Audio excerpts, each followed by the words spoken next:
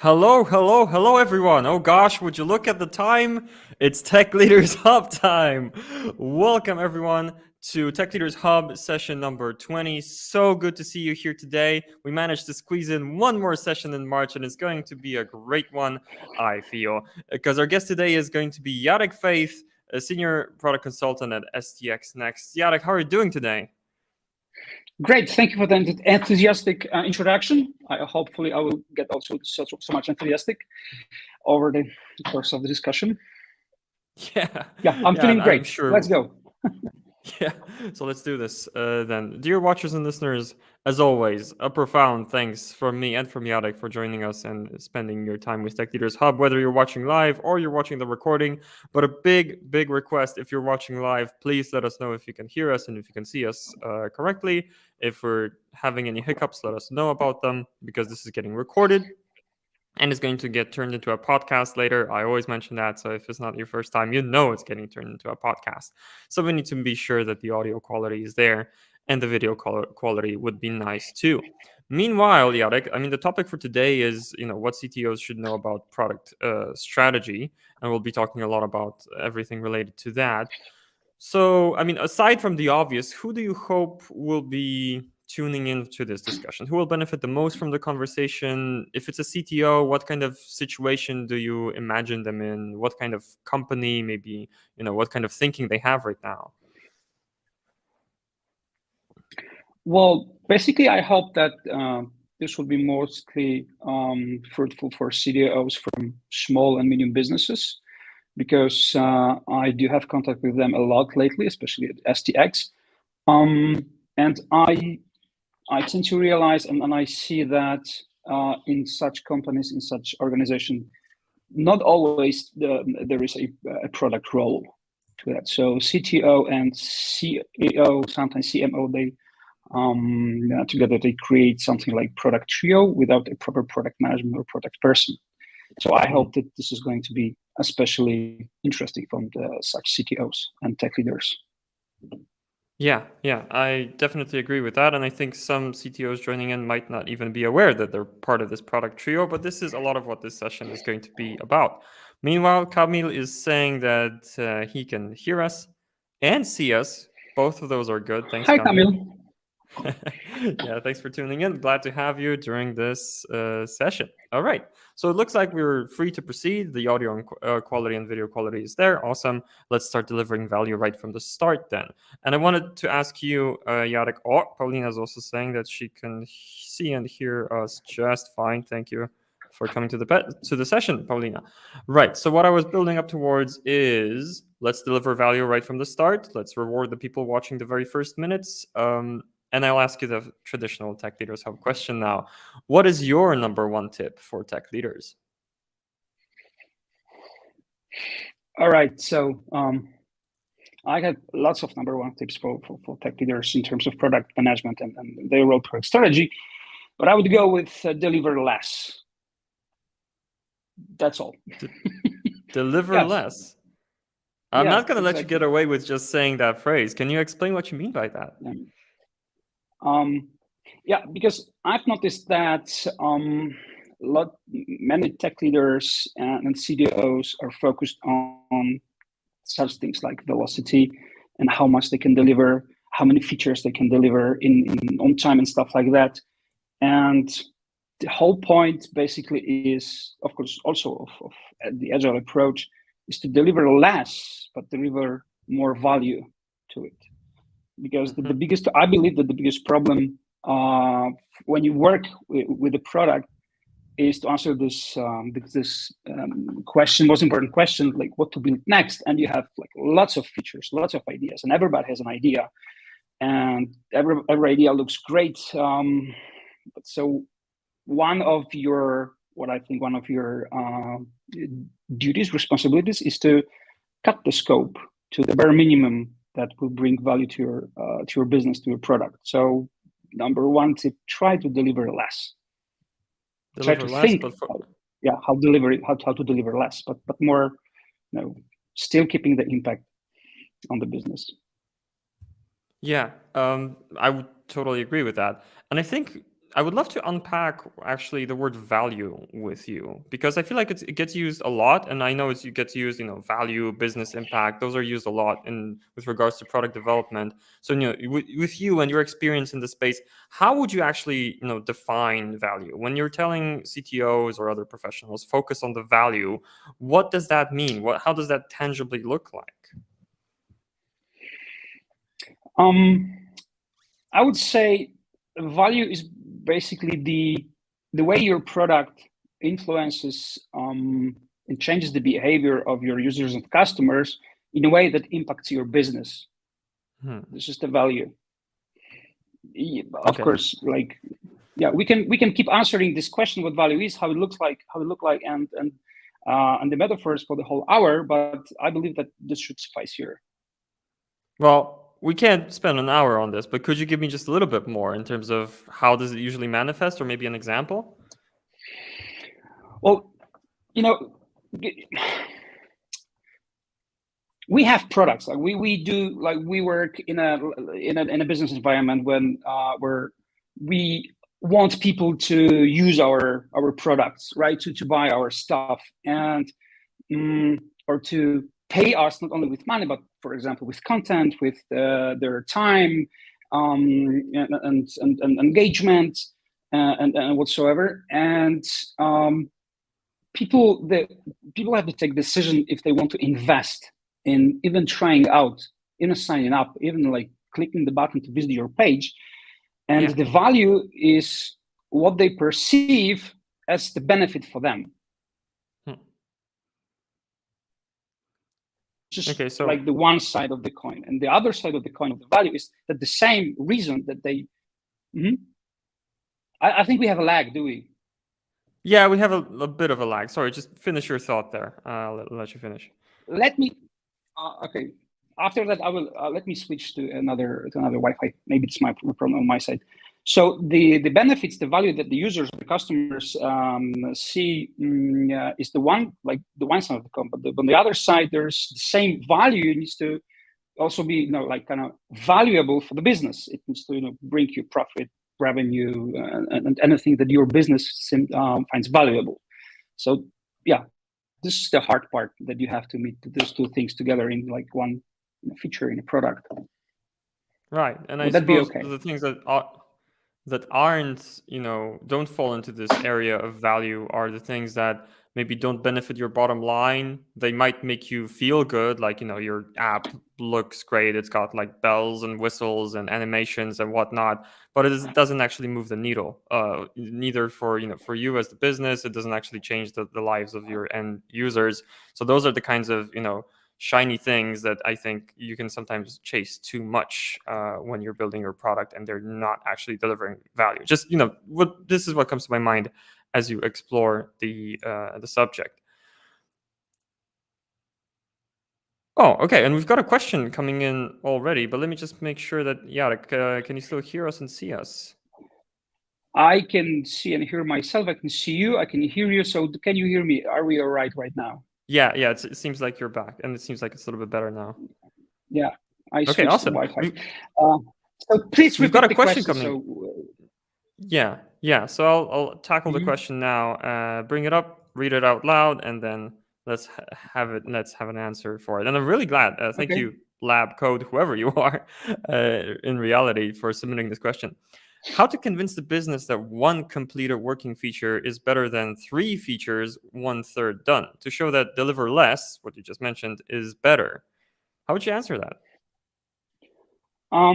Well, ask the business how they know that this feature brought value to them. How do you know that this feature is used? Right. So, basically, these kind of questions often stay unanswered easily, or unanswered, or answered like not in easy way, because not always businesses have clear definition or clear idea about what their real business goals are, and how can you define them, communicate them, measure them, and whatever. So I like how to convince a business that one completed working feature is better than 3 features 1/3 done. well, those that are not done do not deliver value. The users can see them fully. Like not done, you mean like released, but not in full scope, right? Is that what would we expect? Yeah, it would be good to get a little bit more clarification, but I do imagine these might be features that are released. They're just not at full capacity. They're not polished. They might have bad UX or even bugs, and then the value delivered by those is less, I would say. Okay, we'll see if Lab yeah, measure. This is the only you can convince business only with numbers. You don't argue with numbers, yeah, and everything about that. Because obviously your opinion may not be that valid as it should be, but yeah, show the numbers and tell a story why those numbers play a good role. Add an insight from your users, from your knowledge about users, so they see that there's a real world and real people really using or not using these features. So you may maybe kill one of them. You can also bring up some I believe some ideas, some notion that the maintenance of those features cost, and maintaining 3 features is probably more costly than maintaining one, and technical debt and stuff like that. I hope that helped. Yeah, I think that might answer the question. We'll see if LabGoat comes back to us with more. Well, also what you said, what it brings to my mind is like sometimes I see these apps that are kind of over bloated with features, and I really hope that I wish they would kill some of them so that I would have less things to click, cleaner UX. Just focus on what actually gets used for the most instead of trying to do everything at once. It brings some apps to my mind that try to do that. But anyway, I thought we might get a little bit closer to the topic of the session then and dive right into the area of product strategy. I really want to unpack a lot of that and the role of the CTO in this in the field of product strategy. So what I want to latch on to is you mentioned this kind of trio that the CTO is involved in, and they don't have product in their title, but they are responsible for product strategy.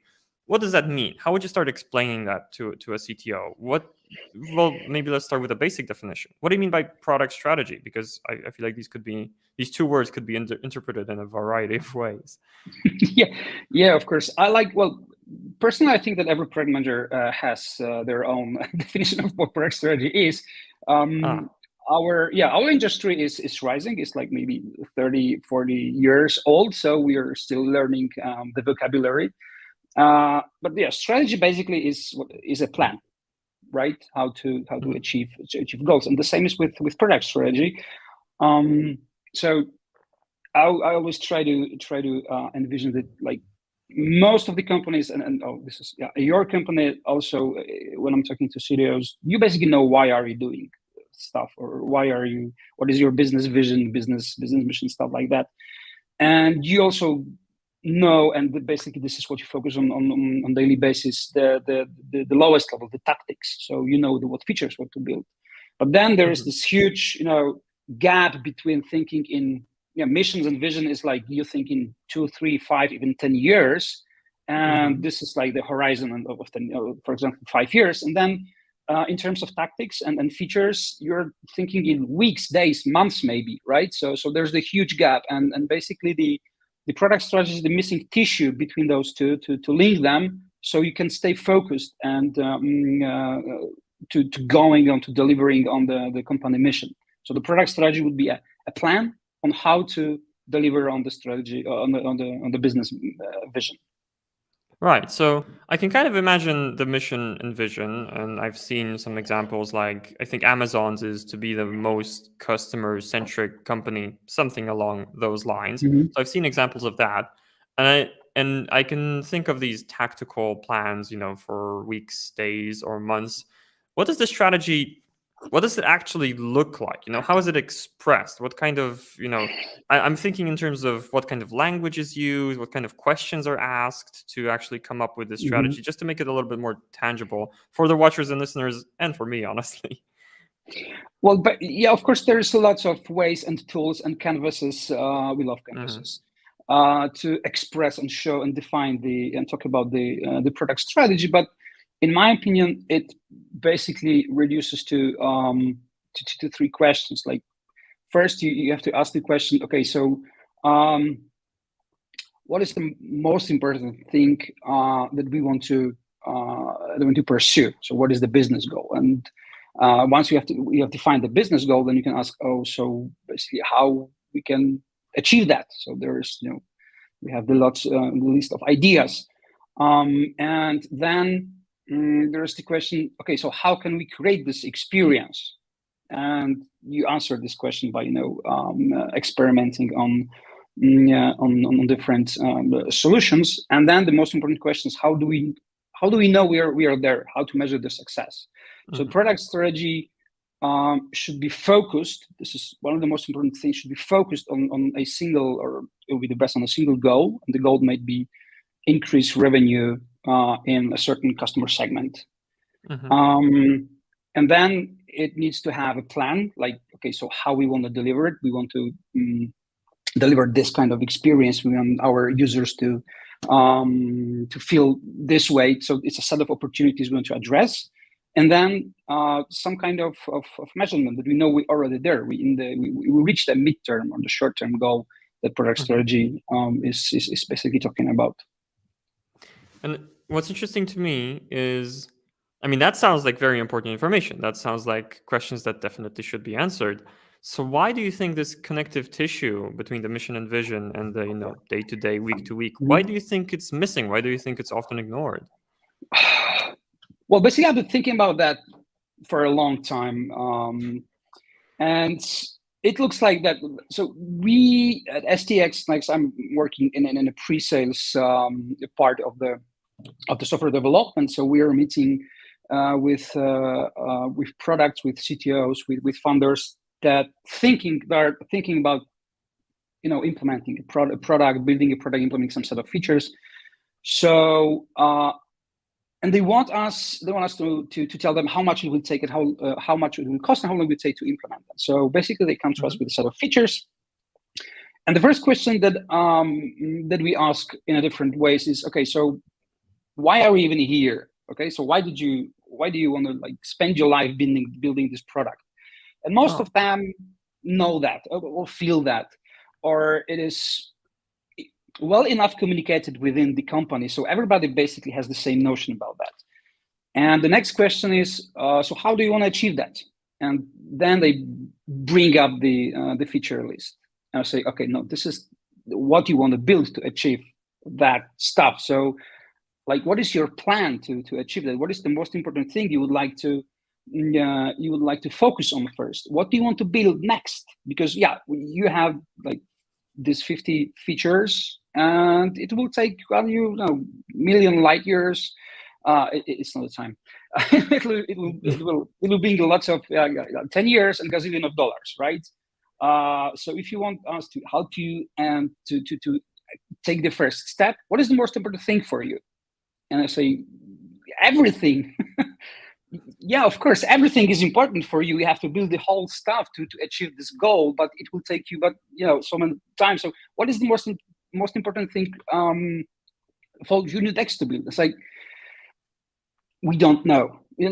So why that happens is because I believe it's about communication.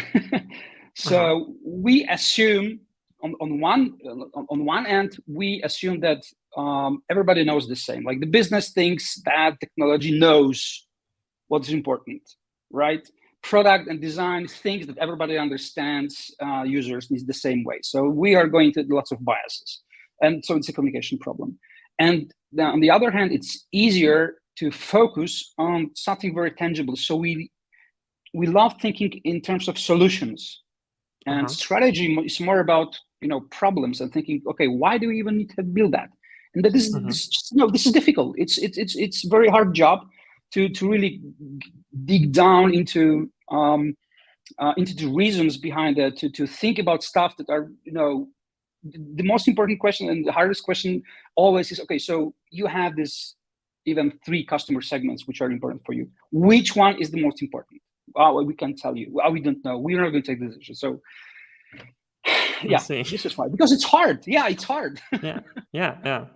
Okay, so that's those sorts of questions. And what I particularly liked about what you said a little bit earlier was about the time frame, the missing kind of time frame that's not, 5, 10 years, and it's not 2 months, but it's like, I mean, tell me if I'm wrong here, but it sounds like this is also answering questions like where do you want to be in 1 year, for example, and what do you need to focus on during that 1 year? What should be the most important thing in terms of what you're building, and customer segments you're focusing on, and that seems to be kind of the missing piece here. Or at least that's how I'm understanding it right now.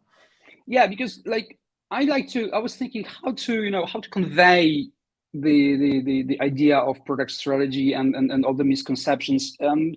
I think I found out the perfect example. Like, imagine that you are on a boat, and your team is on a boat and is rowing, and every boat basically is built in a way that points in a certain direction. But Yeah. A product company without a product strategy looks like there's a round boat, and everybody is rowing in a different direction, and they are not talking to each other. And the one that shout there's the loudest or the most important, basically he or she or they decide where we're going. But basically we have like just a vague vision of, okay, we want to swim to the other side of the lake because we want to see what's there. It's interesting. We want to be there. How you want to go there? Like, let's just go from the straight way, but you don't know about the whirlpools and stuff like that. And so the strategy would be the plan, and someone having the plan. Okay, we're going first, we're going this way, then we're going this way, then we're going this way. There's a plan. And then we all agree on that. And then we shape the boat that it points only one direction, and we row in the same direction all together. This is basically the role of the product strategy. So if you don't have the product strategy, then you are rowing in a round boat with everybody is rowing in their own direction. This is how it looks like, basically. I've experienced that. That's a very vivid image. I love that. I think that's going to stick in my mind for a while.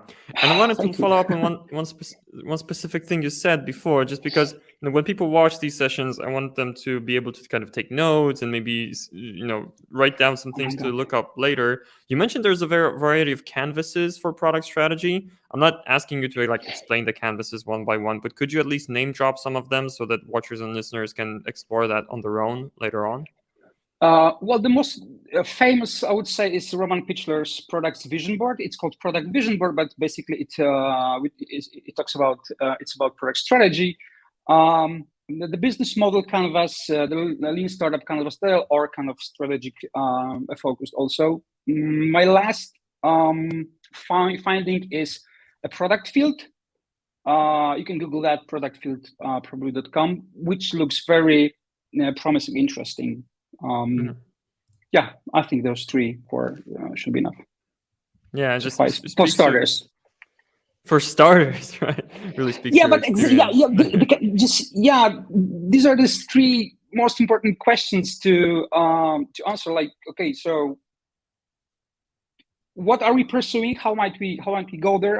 How might we deliver that experience? How we know that we are there? These are 3 questions that basically, in a very simple way, force you to think and talk about the strategy, the strategical things. Okay. So now, having explored what product strategy is, and thank you, that illuminates the subject a lot more for me, and I'm sure for the watchers and listeners too. I would like to put the CTO kind of into this context. They're aware that product strategy is a thing. Having listened to you now, they know kind of what it is, how it manifests. Now, how do they kind of figure into product strategy? Because it sounds like it's the direction of the company as a whole, if it's a product-based company, and many companies these days are. So how do you start kind of attaching yourself to conversations about product strategy? So basically, like, what is the role of the CTO in shaping product strategy would be my question. Go. The role is huge, because in digital products there is no product without technology, and there rarely is a technology without a product. That just doesn't make sense. So it's like yin and yang. Yeah, like both sides of the coin. To exist for a digital product to exist, you need to have a product and a technology. The product meaning the business viability, the user needs and user value and stuff like that. and from the technology side, it's like profitability and feasibility. So all those things put together form a product strategy. So how do you start engaging in this kind of conversation? Well, first, find the product person in your company to work with closely, and be partners. Very often there is a CTO that is above product, which is basically not the best idea, as you might expect from a product person. But also, very rarely there's a CPO or a product head of product that CTO is reporting to, which is a more natural way of structurizing, because first there's experience, then there is technology to build experience. But I think that they should be aligned together. That's why in this famous product trio that Teresa Torres writes about, there is a tech lead, a technological person, CTO, and a product person. And it would be great to have a designer or a marketing person too. But the two most important is a product person and tech lead. So first, find a product person, trust him or her, and start discussing, and let them guide you a little bit. And you have to start asking questions to your business. You have to start, making your business nervous about asking why. Okay, let's build that. Why?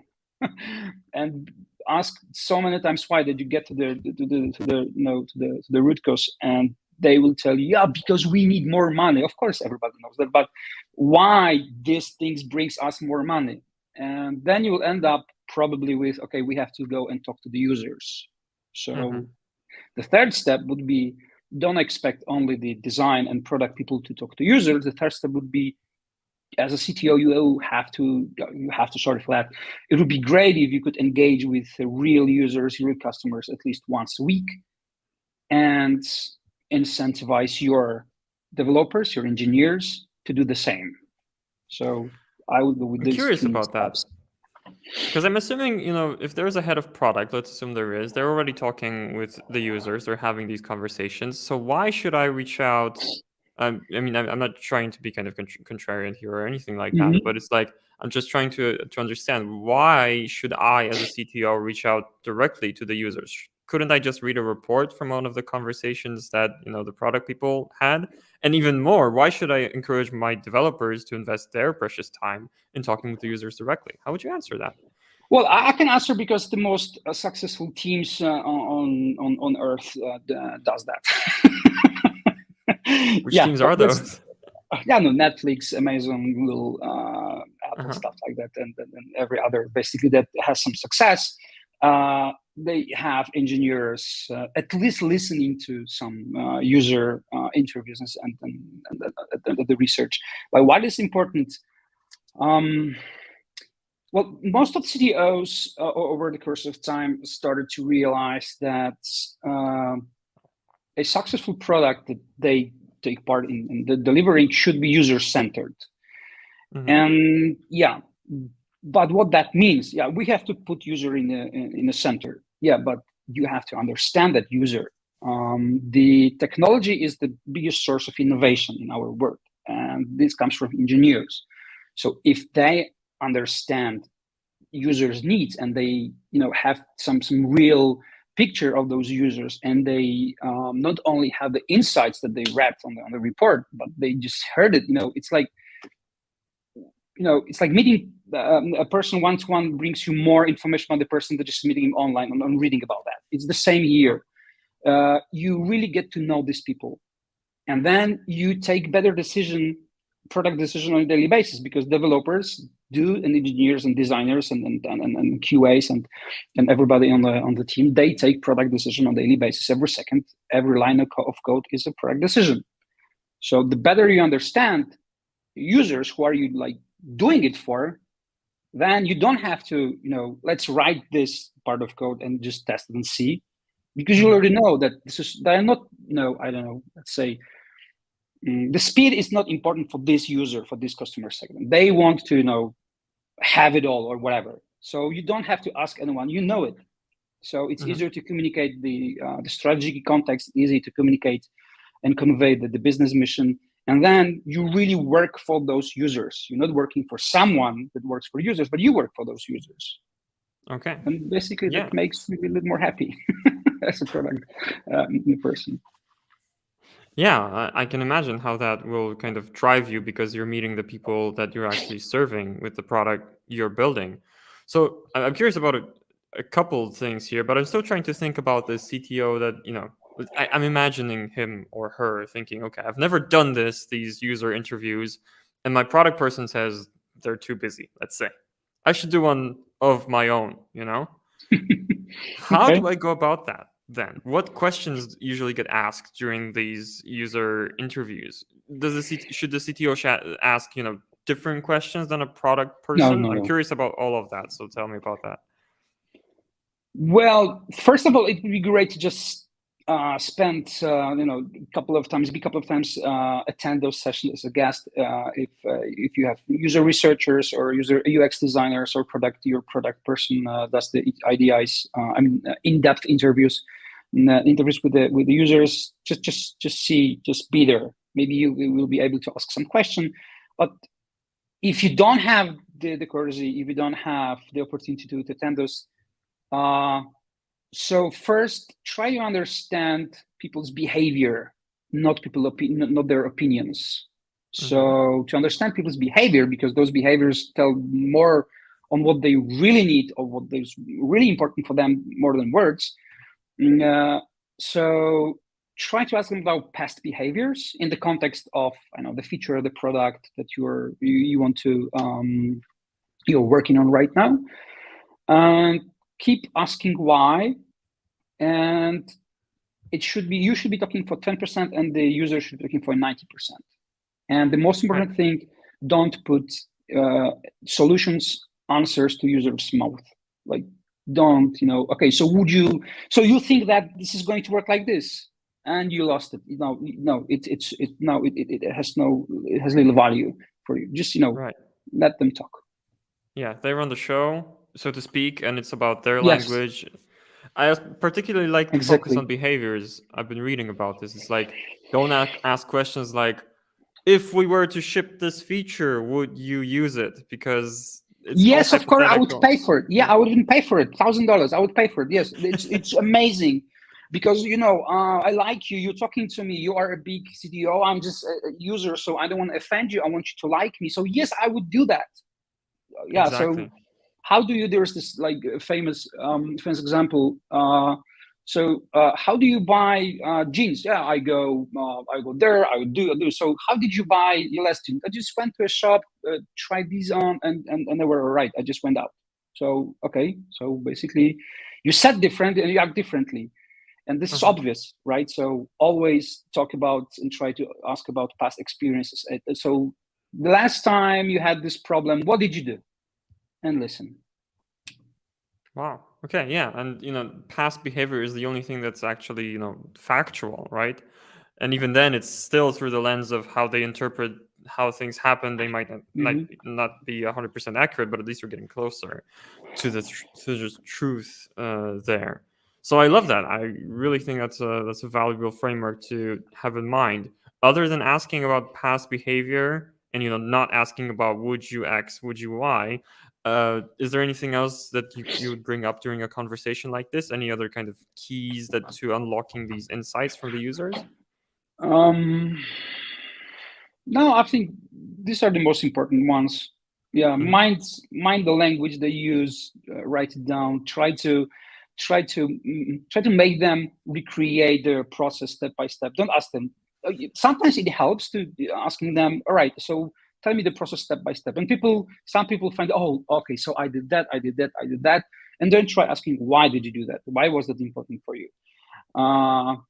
Yeah, and don't be afraid of asking difficult questions in terms of money, or how did you feel, why did you feel sad? Like, people really like talking about their problems with someone else who just and they're not being judged in the course of conversation, because they're only talking, just nodding your head. So I think that would be all for starters. Right. So I suppose that's another insight. Me having not done any in-depth user interviews for a product, what I'm kind of mentally writing down is don't be afraid to go into the emotional side of it too. How did it feel? Why did Yeah. it feel like that? That's interesting. I wouldn't think initially to go into that. So watchers and listeners, if you have additional questions about this particular area of product competencies, go ahead and ask. Jarek is here to answer your questions, so capitalize on that. And myself, I wanted to kind of take a step back. So I'm putting together my kind of mental to-do list for this CTO of ours. So it's like realize product strategy is a thing. Realize I'm, partially or in a big part responsible for it. Grab a conversation with a head of product if I have one, right? To understand that world a little bit better. Maybe get involved in these in-depth user interviews. Try to get my feet wet with that.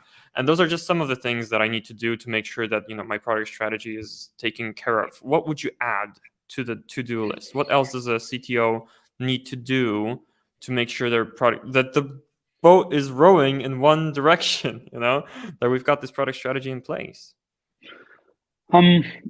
Take care of the people, of your people. A part of the CTO's responsibilities often is the team's topology and their best practices, and the approach to the teams and the company approach to technology and how to write the code.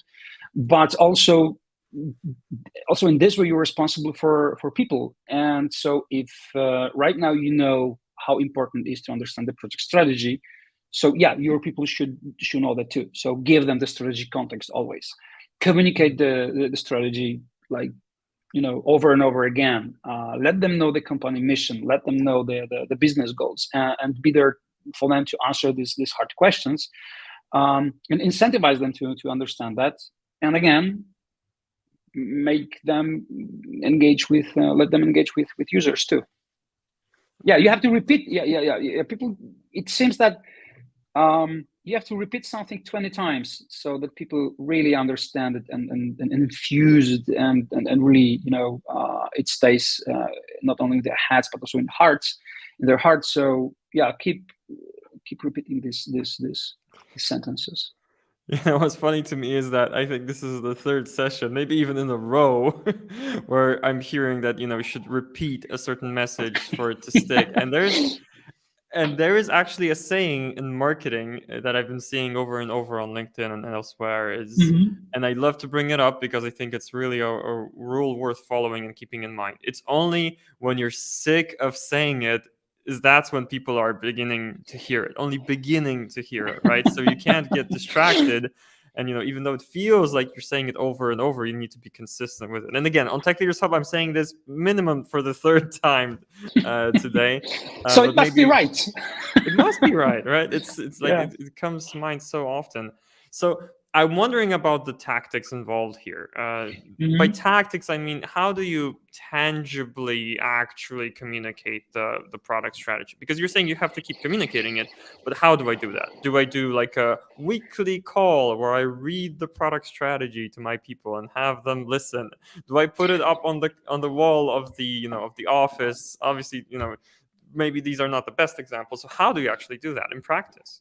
Yeah, these things won't hurt you. everything will add up, but use insights, use real stories, like real user stories, and try to tell a story and try to show them, yeah, this is, you can use the persona, or hopefully you will have one, use a persona and talk about the persona, how this behavior, how this feature relates to a certain behavior and why it's linked to product strategy. So yeah, and this is important for us because this kind of person, this customer segments, this is most important for them, and this is well aligned with our product strategy, which tells us that we have to focus on this certain. And this is just bring it up, bring the context during the refinement sessions. During the retrospection, you can also ask, okay, so how can we better align with our product strategy? So what is our product strategy again? And then you it would be great to memorize the product strategy in 3 simple sentences. So it's no, so we can tell it over and over again. So could you give an example? Yeah, but I just wanted to say that, you have to memorize that, but you have to still remember that you can, fine tune the strategy every quarter or every month. So then you also have to speak about that. You have to talk about that and remind that we have switched from the something what I said last week to something different, and be ready to explain why. And be ready to tell them that it's nothing wrong with, maybe not pivoting all the time, but changing the course a little bit. Right, because if you're rowing this boat, this really stuck in my mind. It's like sometimes you have to course correct by 5 degrees to the right, 7 degrees to the left, and that's fine, right? Because you're avoiding whirlpools or when you're driving a car, or basically when you're navigating a boat, you rarely go straight forward all the time. You just this is driving, right? And with the steering wheel, it's the same. So yes, maybe a bunch of metaphors like that. For the people listening to the podcast, Jarek raised his hands as if he was holding a steering wheel, and he showed that, he's kind of moving the hands left and right. You know how driving works. I don't have to explain it to you, but I keep the listeners in mind here too. So yes, exactly. It's like it's not, you're not keeping your hands just in place when you're steering, whether it's a boat or a car. I love that we get to talk about these kind of metaphors. It just puts images in my mind. It's a lot easier to understand, because it can be a very kind of intangible, this product strategy question. So what I wanted to ask is, okay, so you just mentioned, you're on a call and you're saying to somebody, okay, but remember what our product strategy is. Our product strategy is, you said it would be good to memorize it. So what I keep trying to kind of get is an example of how this is phrased. So our product strategy is, I don't know, we should focus on farmers as our primary end users and help them, I don't know, sow seeds on their fields better. I'm making this up. Yeah, it was a great 1/3 of product strategy. Product strategy, it doesn't sound like something extraordinary or something exaggerated, or it's like this, like the simple words, and the problem is not about expressing this product strategy. It's about taking the decision what words to put in it. So for us, for our business, it's important, for example, to increase market share in Western Europe. So our most important customer segments are, developers, and our value proposition for these kind of customer segments is they have this problem, and we would like to get more market share in this customer segment by offering better experience, better than our competition, better experience, for example, on this particular feature. Let's go, and we know that once we reach 36% of the market share, and this is product strategy for the next for example, quarter, and then you have the empowered team of missionaries, and you tell them this objective, and then they negotiate the key result with you, and you end up with a strategy for the next 3 months, and your team is doing the best to reach that numbers. I feel like that's key. So if I'm trying to break this down, it's about who you're focusing on as your end user kind of segment. It's like where you're focusing your efforts. You mentioned, Western Europe here. And, if this is where you're kind of playing the game, so to speak, how are you going to win it? So what's your kind of edge? What's your advantage over the competition?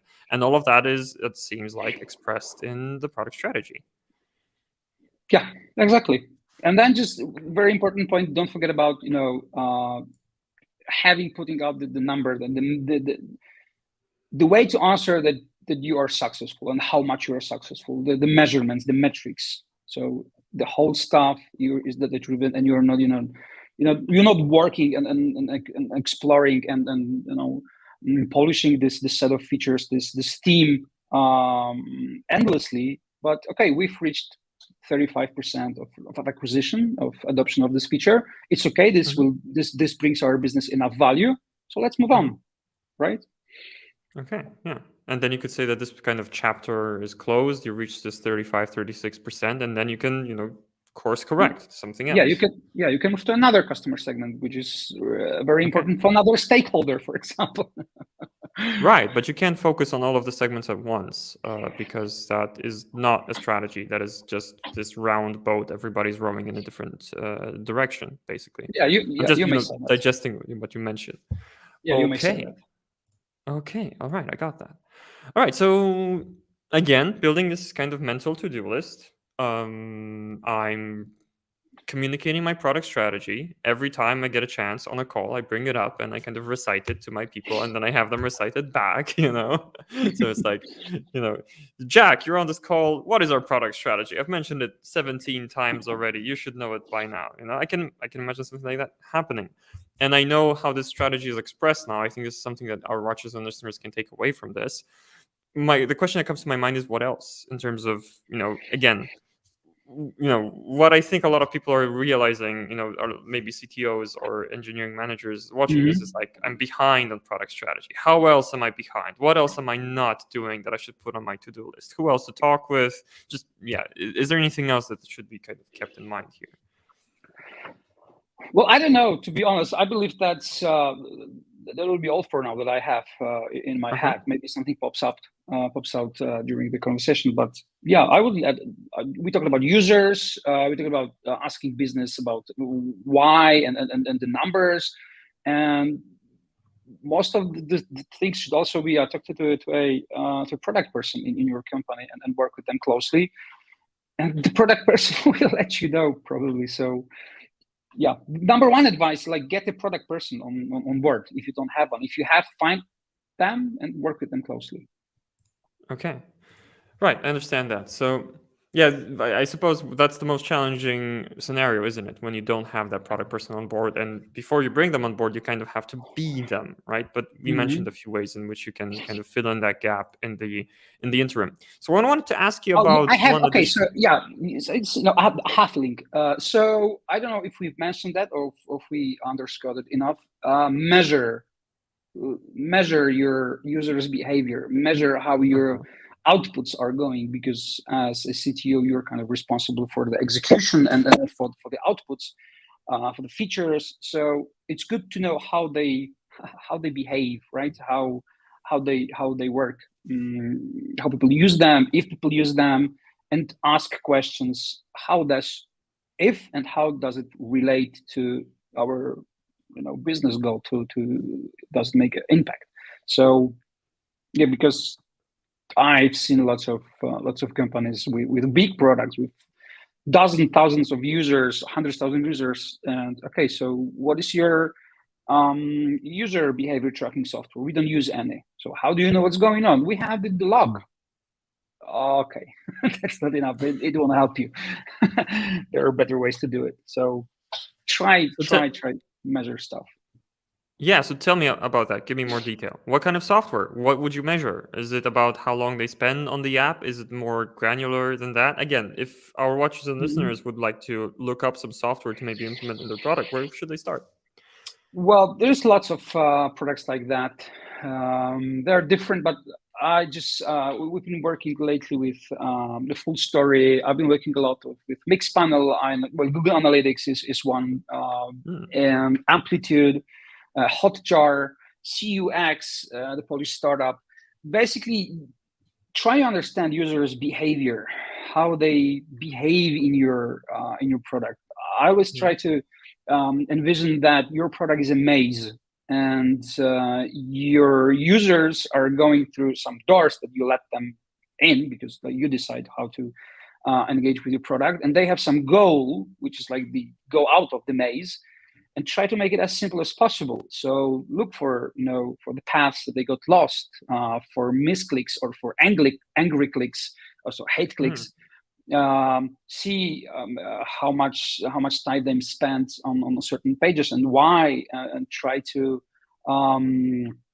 record some heat maps and watch recordings of your users. If you see something, why he was on that page for 2 minutes, like it's a login page. How can you be on 2 minutes? And then you just, you check the recording, you see, okay, so just, the user was like trying to hit that button that was not the button because you Right. didn't, Yeah. yeah. So it happens so many times, and it's so easy to just see with this kind of software to measure funnels and to measure behaviors and heat maps and clicks. So then you will see, okay, no one looks at this this side of the page. We can get rid of this. And so this would be also a for the Lizard lab. Yeah. Lab I code. love that. Yeah, for the lab And code. Yeah, just show them the numbers. No one is using it. You just throw it away. yeah, exactly. That sounds like crucial information, honestly, to be able to tell. And on the subject of hate clicks, I had a situation just yesterday, where I was I was super confused by an app I was using. I was ordering pizza, right? And Mm-hmm. the way that it worked is that it didn't have a separate page for a shopping cart, but the cart kind of popped up on top of what I was already seeing on the page. That's Mm-hmm. okay. And then, okay, I added my pizza to the cart, and then I clicked the X to exit the cart. And it turned out that this X, which was it was positioned in the top right of this kind of window within a window. It actually removed my pizza from the cart, so I had to redo that. And with this kind of software like Full Story or the others you mentioned, you can actually see that, and you can help people like me order pizza faster, okay, or not decide to Yes. use just a different restaurant Yeah, because overall. you will see them coming back. You will see that on the funnel. You will see them. You will see them. Okay, so why are they coming back and forth, back and forth? So then you will. Okay, so let's watch recordings. Now you know. So yeah, use What the. did they? Yeah, Why did they go from empty cart to one product in the cart to empty cart again? What happened here? Exactly. yeah, Exactly. and I love that. never blame users. Users are not stupid. There you go. It's like there's Never no blame stupid users. questions. And I tried Yeah, not to prove that wrong. Okay, we got a yeah. question coming in actually, and I'm Okay. sure it's going to be an interesting one to address. Lab Code is back from YouTube. Hi again, Lab Code. And related to what we were talking about just a moment ago, they're saying, isn't that more of the role of the COO or CMO or product owners or product designers to grab such feedback from users and analyze if users use the app in the way that it was designed? Yeah, of course, it's also their job, but it's also your CDO job to understand that and to know the users. We've been talking about that previously. So yeah, you have to understand. You have to see the users. It's invaluable to engage with the real people that are using your app. It's just really it's really user centered software approach, right? I feel like, It's not in it's not like COO and CMO is like a different kind of feedback, but product designers, yeah, this is one of their main jobs. The product managers and product owners, they have to, like, it's minimum once a week you have to talk to at least one user. And as a CTO, you don't have to do that on a daily basis, but it's good to do it from time to time. This is something that will help you be a better CTO, basically. Yeah, what I would add on top of that, from what I've heard from you, and I hope that's accurate, and I'm sure you'll correct me if it's not, it's like the issues that you're going to find through these user recordings are going to vary. Sometimes it's going to be a design issue. Sometimes it might be an issue with, I don't know, the copy on a certain page. And then maybe, the product marketing department needs to do something about that. And sometimes it's going to be technology related. It's going to be a bug. It's Exactly. going to be Yeah. something that can be solved by the engineering department. So that's why, even though the designers are looking at it as a CTO, as the engineering department, you need to look at it too, because sometimes there's a technology solution. So you should know about the problems that can be solved via, the engineering department's work. Yeah, to be honest, it's a great take. I'm very happy that you mentioned that. I like to recap that as a CTO, you bring a unique perspective to this field, to this interview, and no one has this kind of expected. That's why, in also beside other things that we mentioned, that's why engaging engineers into these interviews is so important and valuable. You just try out and you will see. Really, Yeah. just like, I promise. Right. So just try it and you'll see. I love that, and I think it's a worthwhile experiment for a lot of CTOs to run. And Lab Code is saying thanks for the answer over there on YouTube. Thank you for the questions, Lab Coat. Really nice of you to join and to enrich our session with your questions. So we've only got like 5 minutes to go here, which is hard to kind of believe. As always, these sessions fly by really quickly. If there's another question that you watchers and listeners might have, now would be a great time to ask. I want to follow up on something. Well, first of all, I wanted to ask, because this question has been very productive for me recently. Is there anything else that you kind of wanted to mention during this session? You were kind of excited to talk about it, but I never asked the question that would kind of surface it, because I want to be sure there's nothing kind of, no golden nuggets of wisdom that are kind of missed here while we still have some time. No, I can't think of anything right now. I'm always more like engaged in the conversation. When it disconnect and I go to the kitchen to get a cup of coffee, then I will remember. Oh, geez, I didn't ask. And then we'll go live again, and just one more thing. Yeah.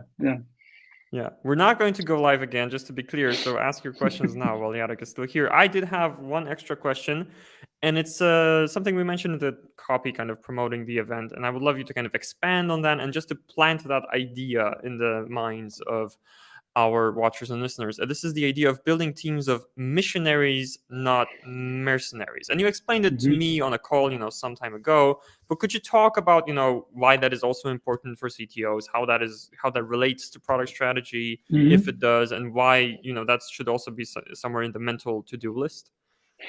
Well, it's extremely important because one of the responsibilities of CTO is. Yeah, I have to say that this way, happiness of your developers, kind of like you're responsible for recruitment, you're responsible for how they work. So basically, you're kind of responsible for the happiness. This is one side of the coin. And people and developers are more happy or happier if they're working for a reason. So they not only come to work because you pay them. Because a mercenary is a person that works for you because you pay them, and a missionary is a person that works for you because they believe in what you believe. How you both really change the world. I know that it sounds exaggerated, but in most cases it comes down to changing people's behavior, small, big, I don't know, but you want to make the innovation technology product. It's about making people doing stuff differently than if you didn't do your product, right? So that reason, that why behind the product, this is what will make your team a team of missionaries, and they're basically better developers and they're more efficient, and there's better atmosphere and better communication, and they're happier. So everything works more smoothly, and then you can share feedback more easily, so you can improve as a team better. There is less friction. I've been to working within two kinds of these teams. I've been working as a mercenary, as a missionary, and I've had the privilege to work in a startup with a team of missionaries. And the startup failed, as most startups do. But there was a team of almost 11 people that when it was obvious that there's like great chance that we may fail, the seven or six of them were working like for 2-3 months without salary, without being paid. Wow. Yeah, because we all believed in our dream that we can make something, some part of the world a little bit different. To make something innovative, and then we're going to be the next, something big. So this is very, very important. Sorry, something cut out on. Is it on my end or is it on yours? Sorry, am I back? Yeah, you are. I can hear you. I can see you moving. Yeah. Sorry. Something cut out just at the end there. But I heard all of what you said. I think it was just at the end of your thought. And thank you for mentioning that. And I feel like everything that we discussed today, or a lot of what we discussed today, is actually just a missionary approach, right? You meet the users that you're actually serving. You have not just the vision in mind, but the strategy in mind. If you can recite the strategy, you're a missionary, right? If you keep it in mind in all of your daily decisions, you're a missionary. And otherwise, if you're just working on, okay, I need to deliver these 3 tickets this week, probably you're more of a mercenary. Yeah. All right. So, and with that said, the 1 hour mark is upon us, actually. So thank That you, was Jarek. fast. Thank you. Yeah, it went by really, really fast. So before we kind of conclude, first of all, I want to thank you, Jarek, a lot for sharing what you know here today. I really enjoyed this conversation. Is there Yeah, me anything you too. would like to Thank you put for out? having me. Is there anything you would like to put out for the audience in terms of announcements or anything that, anything you would like them to do after listening to our conversation, either following you or anything else? Well, you can follow me. I'm not posting anything valuable yet, but if you want to dig deeper and if you want to talk about, if you want to have a conversation about all the product stuff and why I believe this is very important for CTOs to understand users, yeah, just reach out to me. I will be glad to have a call with you. I will be glad to write you on I want to say on Slack, on LinkedIn or whatever media you will find me on. I'm on LinkedIn basically, and so you can find me there. So yes. I will always find time to talk with you, people and guys, and about product related stuff. Yeah. Yeah, we're a lot alike in that respect. You could always talk about product. Somebody could reach out to me about marketing that I don't even know, and I would probably find half an hour because I love talking about this stuff so much.